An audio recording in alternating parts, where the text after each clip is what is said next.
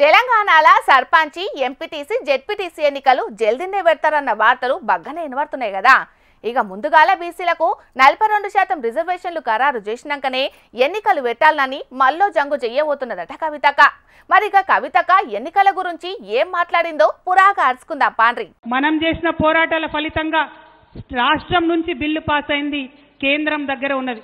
మరి కేంద్రానికి మన బీసీల సత్తా తెలవాలంటే, మన తెలంగాణ బీసీల పౌరుషం అర్థం కావాలంటే ఇవాళ మనం కేంద్రం మీద ఒత్తిడి పెంచాల్సిన అవసరం ఉంది. ఖచ్చితంగా ధర్నాలు చేయాలి, వంట వార్పులు చేయాలి, తెలంగాణ ఉద్యమంలో ఏమేం చేసినామో అవన్నీ చేయాలి. మన డక్కన్ నుంచి ఢిల్లీకి పోయేటటువంటి రైళ్లన్నీ కూడా ఆపుదాం. బీసీలకు 42% రిజర్వేషన్లు ఇవ్వకుండా స్థానిక సంస్థల ఎన్నికలు జరగనిచ్చేదే లేదని ప్రభుత్వానికి వార్నింగ్ ఇచ్చింది కవితక్క. తెలంగాణ జాగృతి యునైటెడ్ పూలే ఫ్రంట్ ఏయంగానే ప్రభుత్వం అసెంబ్లీలో 3 బీసీ బిల్లులు పెట్టింది. అట్లనే బీసీలకు స్థానిక సంస్థల 42% రిజర్వేషన్లు అమలయ్యేదాకా పోరాటం చేస్తాం. ఢిల్లీ పాలకులకు తెలంగాణ బీసీల పౌరుషాన్ని చాటేటట్టు రైలు రోక కూడా చేస్తామన్నది. ఇవాళ మెదక్ల తెలంగాణ జాగృతి యునైటెడ్ పూలే ఫ్రంట్ ఆధ్వర్యంలో బీసీ రౌండ్ టేబుల్ సమావేశం జరిగింది. ఈ మీటింగ్ లో మాట్లాడిన కవితక్క అన్ని బీసీ సంఘాలను కలుపుకొని జూలై 17 తారీఖు నాడు రాష్ట్రం అంతటా ఎక్కడ పడితే అక్కడ రైలు రోకో చేసి ఢిల్లీకి సెగ తాగేటట్టు చేస్తామని అన్నది. అన్ని బీసీ సంఘాల నాయకులను కలుపుకుంటాం, అన్ని జిల్లా కేంద్రాలకు పోతాం. ఈ నెల రోజులలో అందరినీ కూడా బతిమలాడి బామాలి వారి హక్కుల గురించి వివరించి అందరం కూడా వచ్చి రైలు రోకో చేద్దాం. అప్పుడైతే ఢిల్లీలో కూర్చున్నటువంటి నాయకులకు మన డెక్కన్ పీఠభూమి యొక్క పౌరుషం అర్థమవుతుంది, మన తెలంగాణ బీసీల యొక్క పౌరుషం అర్థమవుతుంది. తెలంగాణ రాష్ట్రం కోసం పోరాటం చేసినట్టే బీసీలకు రిజర్వేషన్లు దక్కేందుకు కూడా పోరాటం చేయాలని పిలిపించింది. మహిళా రిజర్వేషన్లలో కూడా బీసీలకు ఉపకోట ఉండాలని డిమాండ్ చేసింది. ఇక Medak MP Raghunandan Rao BC bill గురించి ఒక్కరోజు కూడా మాట్లాడలేదు. కేంద్రంలో ఉన్న బీజేపీ ప్రభుత్వం బీసీ బిల్లును ఎందుకు ఆమోదిస్తలేదని ప్రతి ఒక్కరు రఘునందన్ రావును ప్రశ్నించాలని పిలిపించింది. మొత్తానికైతే బీసీల ఉద్యమం కూడా చిన్నగా మెల్ల గట్టిగానే అయితట్టున్నది కాబట్టి రిజర్వేషన్ల ముచ్చట ఎటో దిక్కు దిగేదాకా ఎలక్షన్లు జరిగే పరిస్థితి లేదంటున్నారు తెలంగాణ రాజకీయాలను దగ్గర నుంచి చూస్తున్నోళ్ళు. చూడాల మరి రాబోయే రోజుల్లో ఏం జరుగుతుందో ఏం కథనో.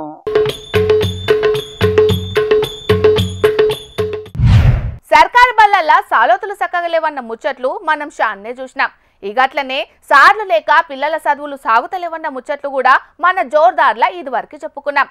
కానీ ఈ సర్కారు బల్లే ఏం చేయంగానే పిల్లలు గోసపడుతున్నారో చూడండి.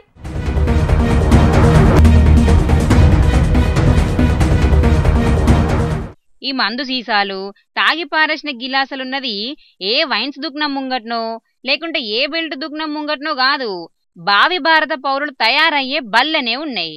చెట్ల కింద చల్లటి గాలి వీల్చుకుని బుద్ధిగా చదువుకోవాల్సిన పిల్లలు మందు సీసాలు వాసనలు వీల్చుకుంటే బల్లె తిరగాల్సిన పరిస్థితి మోపైతున్నది. శ్రీకాకుళం జిల్లా బూర్జ మండలం అల్లెన ఊళ్ళున్న సర్కార్ బడిని అక్కడి మందు బాబులు తాగుడుకు అడ్డాగా మార్చుకున్నారట. ఇక దీన్ని బడి అనల్లో బార్ అనల్లో కూడా తెలియని పరిస్థితి ఉన్నదని ఆ స్కూలుకు పిల్లలు పంపించే తల్లిదండ్రులు కూడా గరానికి అత్తుర్రు. ఇక బడి సార్ ఏమంటున్నాడో ఇనుండ్రి. పాఠశాల ప్రాంగణంలో అనేకమైనటువంటి అసాంఘిక కార్యక్రమాలు జరుగుతూ ఉన్నాయి. దీనికి కారణం ఏమిటంటే చుట్టూ ప్రహరీ లేకపోవడం.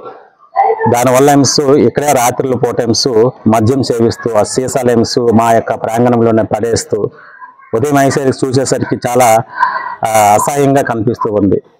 అదేవిధంగా మా యొక్క క్లాస్ రూమ్లను కూడా వాళ్ళ ఎమ్స్ ఉపయోగించుకొని ఆ యొక్క సాంఘిక కార్యక్రమం నడిపిస్తూ ఉన్నారు.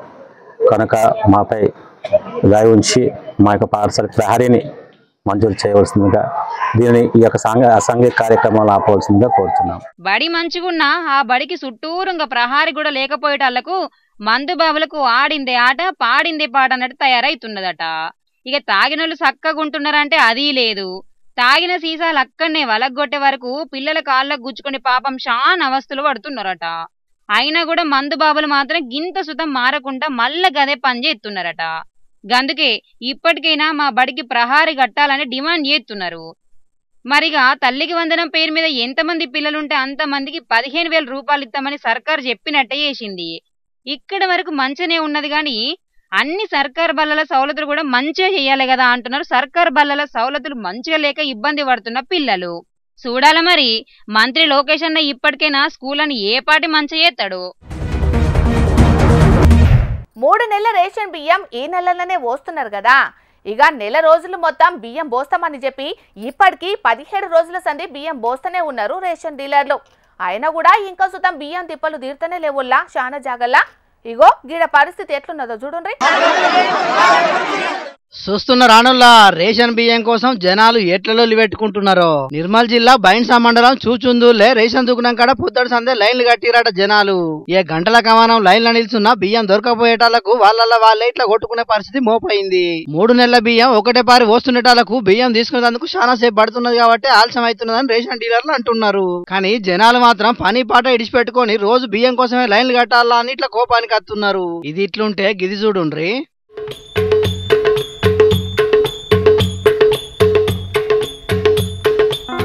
మందు బత్తాల కోసం యూరియా బత్తాల కోసం కదా లైన్లలో చెప్పులు పేపర్లు సంచులు పెట్టినట్టే ఈడ సుతం రేషన్ బియ్యం కోసానికి ఇట్లా సంచులను లైన్లో పెట్టిండ్రు. మెదక్ జిల్లా రామాయంపేటలో పొద్దుటిల్లి 6 గంటలకించి పడిగాపులు కాస్తున్నారట అక్కడి జనాలు. అయినా ఇక్కడనే ఏంది ఇప్పుడు ఎక్కడ చూసినా గిదే కతున్నది. ఇప్పటికి 17 రోజుల సంది బియ్యం పోస్తున్నా కూడా ఇంకా చాలా జాగాల జనాల అవస్థలు మాత్రం దప్పుతలేవు. ఈ లెక్కన చూస్తే ఈ నెల మొత్తం పోసినా బియ్యం తిప్పలు మాత్రం తీరేతట్టే లేవు పోండ్రి. మరి పౌర సరఫరా శాఖ మంత్రి ఉత్తమ్ కుమార్ రెడ్డి సారు రేషన్ బియ్యం కోసం జనాలు చాలా అవస్థలు పడుతున్నారు. మీరు మాత్రం అవన్నీ ఏం బట్టనట్టే చూస్తున్నారు. ఇప్పటికైనా జనాల తిప్పలు తీరేటట్టు చూడుండ్రని గోసపడుతున్నారు అంటున్నారు. చూడాలి మరి సర్కారు ఏం చేస్తుందో. పబ్లిక్ ఇప్పుడు మా రాముల తాత వచ్చే ఇయాల కాబట్టి మరి పెద్ద మనిషి ఇయాలేం వార్త తీసుకొస్తాడో ఆర్చుకుందాం పారి.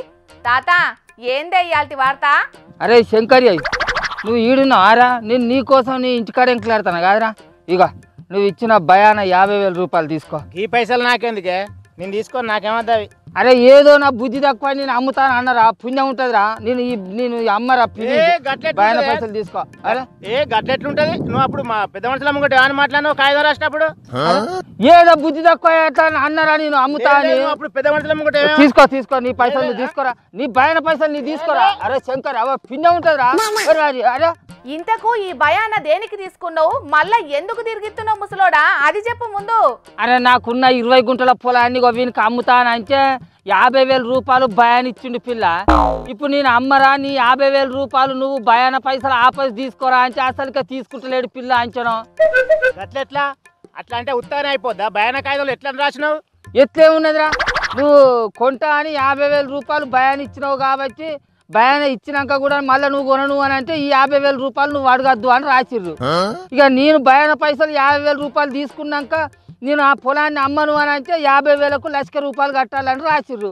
అయితే ఇప్పుడు ఏం చేయమంటావు చెప్పరాదు మరి. రేపు పొద్దుగాల పెద్ద మనుషులు తీసుకొని రాపో. పెద్ద మనుషులనే మాట్లాడుకుందాం. అరే నా ఏదో పొరపాటు అయింది తీసుకోరా. పెద్ద మనుషులు తీసుకొని రాపో. అరే శంకర్, పెద్ద మనుషులతో అయ్యే పని కాదు, అది ఖర్చుతో కూడుకున్న పనిరా. నీ పైసలు నువ్వు తీసుకోరా. ఎక్కడ పని లేకుండా నువ్వు సప్పుడే అరే అబ్బా శంకర్ వచ్చిన అన్నారం పాడుగాను. ఈ లీడర్ నన్ను ఇంత ఇరుకాటంలో పడేస్తారని అనుకోలేదు. మంది మాటలు పట్టుకొని మార్వానం పోయినట్టు అయిపోయింది. నా కర్వాల మనువడ శంకర్ తీసుకోరా.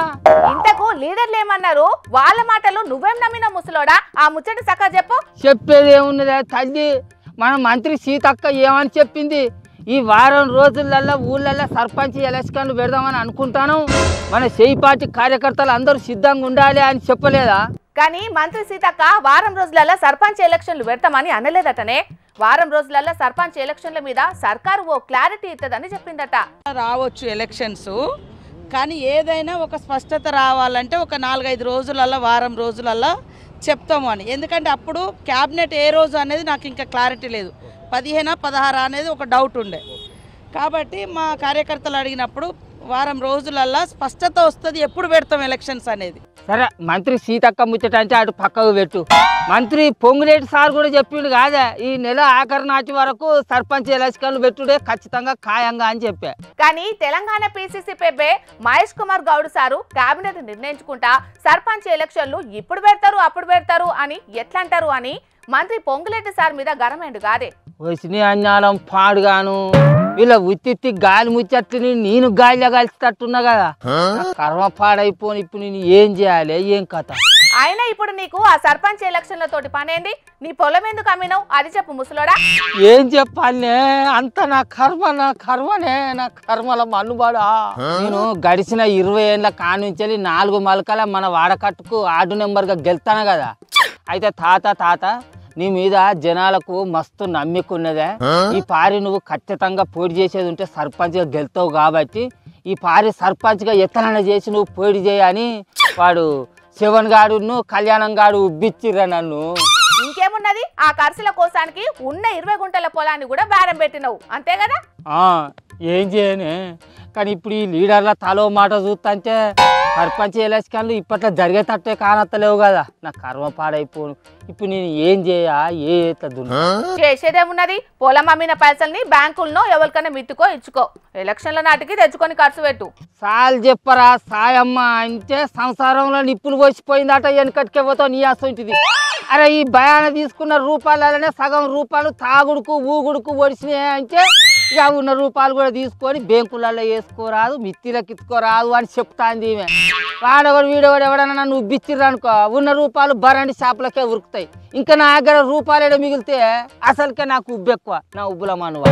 అయినా నీకేమందమని సర్పంచ్గా పోటీ చేస్తా అని ఏతులు కొడుతున్నావు ముసలోడా, అవసరమా నీకు?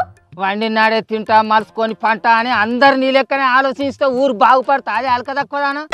ఎవరో ఒకళ్ళు నా సొంటోళ్ళు ముంగట నడవాలి, నడుము బిగించాలి, ఊరు బాగు కోసం శ్రమించాలి. అందుకే నేను సర్పంచ్గా పోటీ చేద్దామని ఆలోచన చేసిన. అవునవును, నువ్వన్నది కూడా కరెక్టేనే. కాకపోతే ఈ కాలంలో మందు పోయండి, పైసలు మంచండి, పనేడైతుంది చెప్పు. ఈ కథలన్నీ దొంగసాటెంబడి సాగుతూనే ఉండే. అందరు ఓటర్లు అట్లనే ఉన్నారు అనుకున్నాడు పొరపాటే తల్లి. ఓటు అనే ఆయుధాన్ని ఎట్లా వాడుకోవాలో తెలిసిన ఓటర్లు కూడా ఉన్నారు. నీతి నిజాయితీతోటి బతికేటోళ్ళు కూడా ఉన్నారు. అందుకోసమే ఇంతో కొంత ఇప్పటికీ న్యాయం అనేది బతుకున్నది. ఎరికేనా? సరే ఇక నీ కడమ వార్తలు అయితే నువ్వు చదువుకో, నా భూమి పంచాయతీ నీ తెంపుకోవాలి. మరి శంకర్జీ నీ ప్రయాణ పైసలు నువ్వు తీసుకుంటావా లేదురా? తీసుకోక కొడుక, ఇలా సగం పైసలు పెద్ద మనుషులకు ఖర్చు పెట్టైనా మంచిదే. నీ దగ్గర భయాన కాగితం ఎట్లా తీసుకోవాలో నాకు బాగా ఎరికే. ఆగు.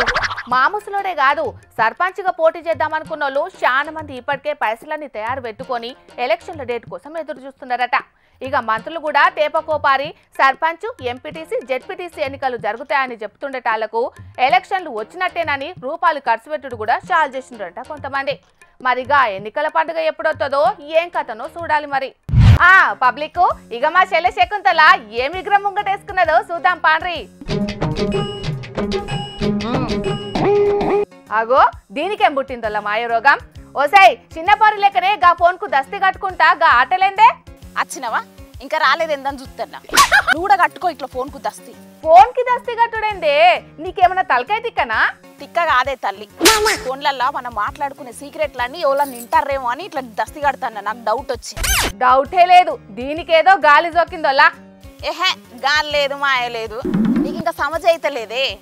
మన ఫోన్లు ట్యాపింగ్ అయితేనేమో నాకు డౌట్ వస్తుంది. అందుకే ఈ దస్తి కడతాను. నువ్వు సీఎం అయితేవి, నేను పిఎం అయితేనే. ఇక మన ఫోన్లే చెయ్యాలి ట్యాపింగ్. ఏమోనే తల్లి, ఈ ట్యాపింగ్లు చల్లగుంటా. ఏపీ తెలంగాణలో కలిపి 1000 మంది ఫోన్లు ట్యాపింగ్ చేసిండ్రట. అందులో చేయి పాటోళ్ళే 650 మంది ఉన్నారంట. కాదే, నీకు విషయం తెలుసా? అప్పట్లో చంద్రాలు సారు, లోకేశం సారు, షర్మిలక్క ఫోన్లు కూడా ట్యాపింగ్ చేసిండ్రట. మన ఫోన్లు కూడా ట్యాప్ అవుతున్నాయేమో, నాకు అనుమానమే వస్తుంది. ఎవరికేరక ఎక్కడో ఇల్లు కాలిందని ఇంకెక్కడో ఉన్నాడు, ఇంటి మీద నీరు చల్లుకున్నాడంట. నీ వాళ్ళకని చూస్తుంటే గట్లనే ఉన్నది. ఆయన ఎవరు చెప్పింటే గీ ముచ్చట్లని నీకు? నాకెవరు చెప్తారే? ఆ పోలీసు వాళ్ళు అదుపులు ఉన్నోళ్ళే కక్కిరట నిజాలన్నీ. ఆయన గా ఆంధ్ర లీడర్ల ఫోన్లు మన తెలంగాణలో ట్యాప్ అవుడేందే. హోసి పిచ్చక్క, నీకు ఇంకా రాజకీయాల గురించి తెలియదే. పోయినసార్లు ఏపీ సీఎం ఓవలు జగనాలన్న కాదా? అంటే గా సారు ఎగస్పాటోళ్ళ ఫోన్లు ట్యాప్ చేయించిండంటవా? నేననుడు కాదే అమ్మ, కొద్దిగా షర్మిల మేడమే చెప్పింది. ఆమె ఫోన్ ట్యాపింగ్ చేసి ఆమె సీక్రెట్లను తీసుకుపోయి జగనాల్ సార్కు షేర్ వేసిండ్రట. అంటే వయ్యా హైదరాబాద్ మీదకెళ్ళి తాడేపల్లి గూడెంకు నచ్చింది అన్నట్టు ఫోన్ ట్యాపింగ్ వ్యవహారం. షర్మిలక్క మీద జగనాల సారు గట్టి నజరే పెట్టిండైతే. ఆవు, ఒకవేళ ఈ ముచ్చట్లు గనక నిజమే అనే అనుకో అక్క, దీని ఎన్నుకున్న లీడర్ల పని కథమేనట. అప్పట్లో అధికారంలో ఉన్న పార్టీలు కూడా రోజులు లెక్క పెట్టుకునుడే అంటారు కాదే. ఏ గంత ఏముండతి, గిసంటి ముచ్చట్లు ఎన్ని లేదు చెప్పు. ఇంకా నీకు కేసులో అర్థం అయితలేదవ్వా. పక్క రాష్ట్రంలో ఎగస్ పార్టీలు ఉన్న లీడర్ ఫోన్ను తెలంగాణలో అధికారంలో ఉన్న వాళ్ళు ట్యాపింగ్ చేసుడంటే చిన్న ముచ్చటనా చెప్పు? ఏం మాట్లాడుతానవే? అయితే లీడర్లను అరెస్ట్ చేస్తారంటవా? ఏమోనే అమ్మ, వాళ్ళకేమైతే మనకేంది. నీ ఫోన్ అయితే భద్రమే తల్లి. జరా నీ ఫోన్ అయితే భద్రమే తల్లి జరా ఆగే ఫోన్ వస్తుంది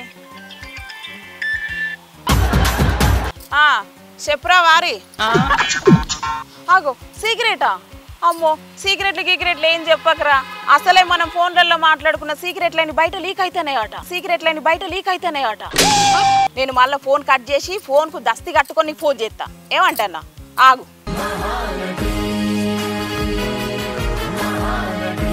నీ తెలివి తెల్లారినట్టే ఉన్నదే శకుంతల అసలు ఫోన్ టైపింగ్ అంటే ఏమనుకుంటున్నావు నువ్వు చెప్పు జరా ఏంది నాకు తెలియదు అనుకుంటా మనం ఫోన్లలో మాట్లాడుతుంటే గోడ సాటుకుండి ఇంటరు కదనే ఇంకా అదే ఫోన్ ట్యాపింగ్ అనుకున్నా నువ్వు ఇసెంటిదేదో అనుకుంటావనే ముందే అనుకున్నా అందుకే నానే ఫోన్ కి దస్తి కడుతున్నావు మరి ఏమనుకుంటానవే శకుంతల అంటే మన ఇగురాలు అల్లాటప్ప ఉంటాయి ఒక రేంజ్లు ఉంటాయి శకుంతల ఓసి పిచ్చి మొద్దు ఫోన్ ట్యాపింగ్ అంటే గది కాదే తల్లి ఇద్దరు ఫోన్లు మాట్లాడుకుంటుంటే నడిమిట్లా వేరేటోళ్ళు లైన్లోకి వచ్చి నిజంగానే వింటారు గోడ సాటుగా ఉండి ఇనుడు కాదు అంటే అక్క అదే ఫోను ఇక నువ్వేం మాట్లాడకే తల్లి ఆ బోర్లు దోమి వచ్చే వరకు బువ్వకు 2 పెట్టు సరే రేపు వార్తలు చెప్పమని వస్తావు కదా అప్పుడు చెప్తా నీ సంగతి ఏమనుకుంటాను చూసిరు కదా నొల్లా మా సెల్లె శకుంతల తెలివెట్లున్నదో 1000 మంది ఫోన్లు ట్యాప్ అయినని తెలిసేటాలకు అంత ఆగమాగం చేస్తాంది పొల్ల ఆయన ఎగస్ పార్టీలో ఉన్నప్పుడు చంద్రల సార్ ఫోన్ కూడా ట్యాప్ చేసిండ్రంటే ఎట్లున్నది చూడుండ్రి ముచ్చట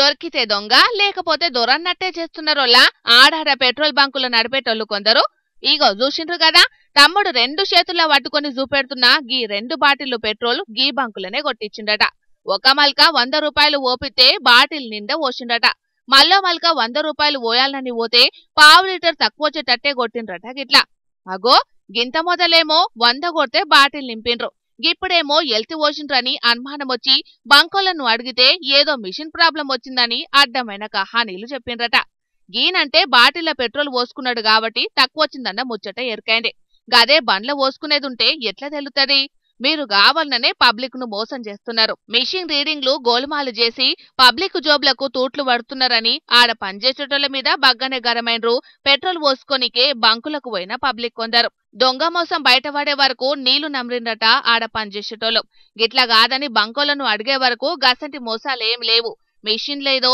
చిన్న ప్రాబ్లం వచ్చింది గంతే కావాలంటే ఇప్పుడు పోసుకొని చూడుండ్రి కరస్టే వస్తుందని పబ్లిక్ షోవుల పూలు పెట్టే ముచ్చట్లు చెప్పుకొచ్చిండ్రట బంకోలు పట్నం ఉప్పల్కాడున్న బంకులో జరిగింది అయితే బాటిల పెట్రోల్ పోసుడు బంద్ పెట్టిన కానుంచి పబ్లిక్ సుతం పెట్రోల్ ను బండ్లనే పోసుకుంటున్నారు కదా గిదే అదను చూసుకొని కొందరు ఆడాడ గిసొంటి కొత్త దందాలు నడిపిస్తున్నారు అన్నట్టు చూసింది కదా పబ్లిక్ పెట్రోల్ బంకోళ్ళు ఎసంటి మోసాలు చేస్తున్నారో జరా బండ్ల పెట్రోల్ పోసుకునేటప్పుడు ఫోన్లు ఒత్తుకుంటా కాకుండా జరా ఆడున్న రీడింగ్ల మీద బంకోల మీద నజరేయండ్రి ఏదైనా అనుమానం ఉంటే ఎంబడే పోలీసులకు కంప్లైంట్ చేయండ్రి ఏమంటున్నాం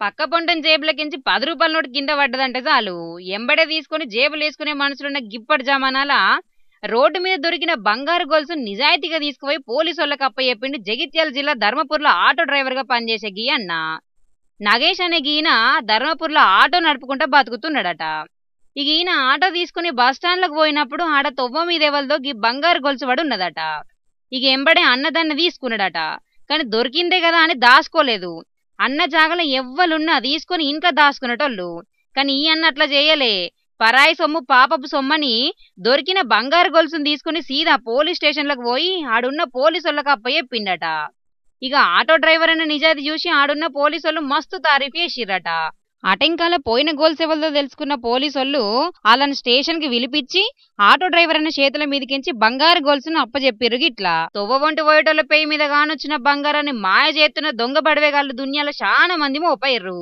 గసొంటిది రోడ్డు మీద దొరికిన బంగారాన్ని నియతిగా పోలీసులకు అప్పచెప్పిన గీ అన్నను నిజంగా తారీఫ్ చేయాల్సిందేనుల్లా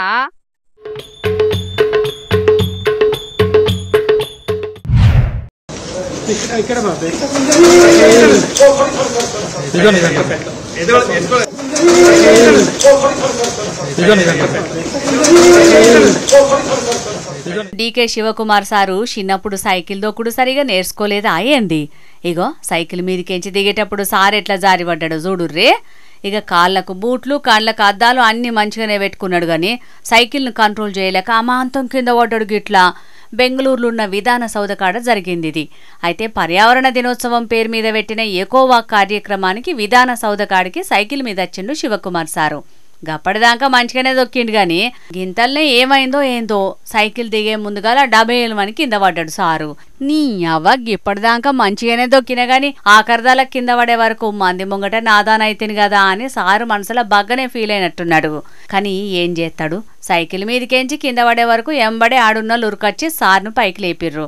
నాకేం గాలే టెన్షన్ పడకురి, కానీ ముందుగాల సైకిల్ని తీసి పక్కకు పెట్టుర్రని చెప్పి ఆటంకాల సార్ లేచిండు. గిట్లా గిదంతా ఆడున్న సీసీ కెమెరాల రికార్డ్ అయ్యే వరకు ముచ్చట బయటపడ్డది. ఇక ఈ వీడియోలు సోషల్ మీడియాలో వైరల్ అయ్యే వరకు కార్లలో తిరిగినంత అల్కగా ఉంటుందా మరి సైకిల్ దొక్కుడు అంటే అని సార్ మీద కారెడ్డాలు ఆడుకుంటా కామెంట్లు పెడుతున్నారు కొందరు గిది చూసిన వాళ్ళు.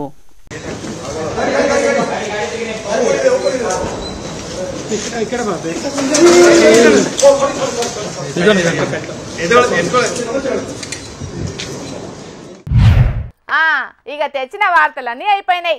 ఈ ఊళ్ళో తాజా పంట సమర్పించు ఇయాల్టి జోర్దార్ వార్తలు. మళ్ళొచ్చే జోర్దార్లా మళ్ళా కలుద్దాం. అప్పటిదాకా చూస్తూనే ఉండుండ్రి హెచ్ఎం టీవీ. అట్లనే ఇంకిన్ని మంచి మంచి వార్తల కోసం హెచ్ఎం టీవీ యూట్యూబ్ ఛానల్ని సబ్స్క్రైబ్ చేసుకోండి. ఇసంటి ముచ్చట్లు ఆడ మస్తుగుంటాయి. అన్ని ముచ్చట్లు మీ దాకా చేరాలంటే తప్పకుండా గంట కొట్టుండ్రి, లైక్ చేయండి, ఈ ముచ్చటను మీ దోస్తులకి షేర్ చేయండి. ఏమంటున్నాం? సరే మరి, టాటా.